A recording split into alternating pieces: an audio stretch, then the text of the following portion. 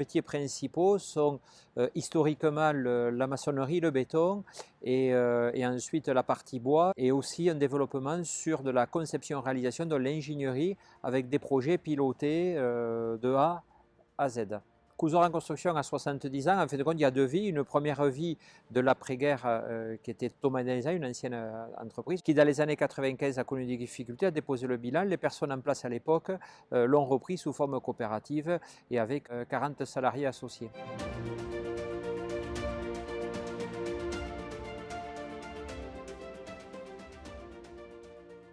Aujourd'hui, Couserans Construction investit énormément auprès de ses salariés avec un programme de formation qui est 4 fois à 6 fois le budget normal, ce qui nous permet à la fois de conserver des savoirs comme la restauration sur le patrimoine ancien, comme le travail sur la maçonnerie de pierre. Le propre même de la RSE, c'est l'investissement sur les salariés, sur l'outil pour rendre l'entreprise la plus pérenne possible. Ensuite, des investissements sur l'évolution de nos métiers, le numérique en fait partie.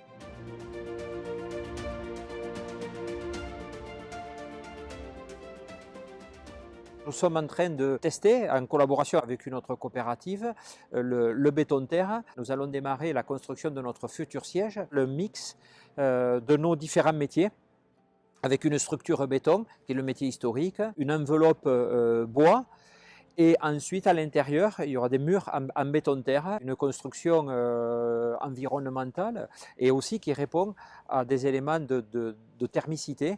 Et donc, nous allons tester tout cela dans notre futur siège. Donc, nous sommes sur la commune de Mollys. C'est une petite commune qui est basée dans les vallées du Couserans, en Ariège. C'est une ancienne grange avec une couverture à pyrodégressif d'époque.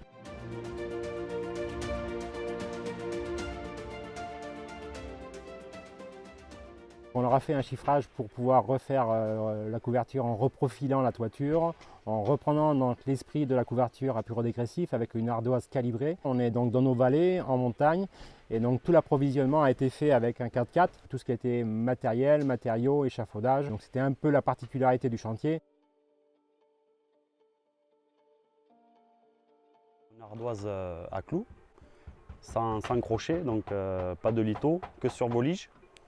Et après, redressement du toit, refaire comme si c'était comme une charpente, mais par-dessus, le planifier comme il faut. On met des échelles sur les toits et on monte toutes les ardoises à la main, des raccords arrêtiers comme ça avec des grandes ardoises 40-60 ou 40-50. Plus c'est la création des lucarnes. Ça y était pas, donc du coup c'est nous qui avons fait de A à Z.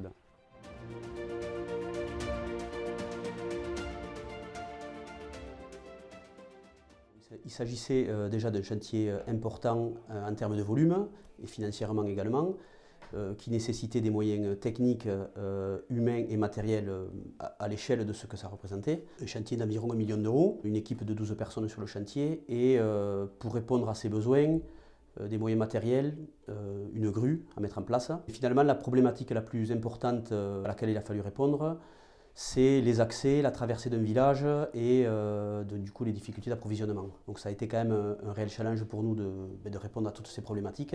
Il y avait bien évidemment aussi des contraintes de planning. Nous avons relevé le défi avec succès, je crois.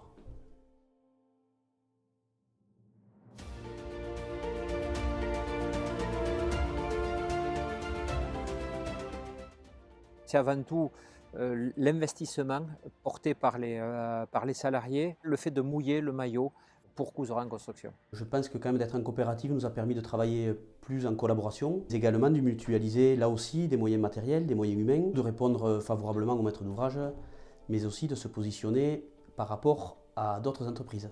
On est tous collaborateurs pour améliorer notre entreprise et c'est le fruit de notre travail. C'est un investissement de tous les jours, de partager nos compétences, nos savoirs et de perpétuer, je dirais, l'entreprise dans le temps, quoi. Donc ça, l'esprit Scope pour moi.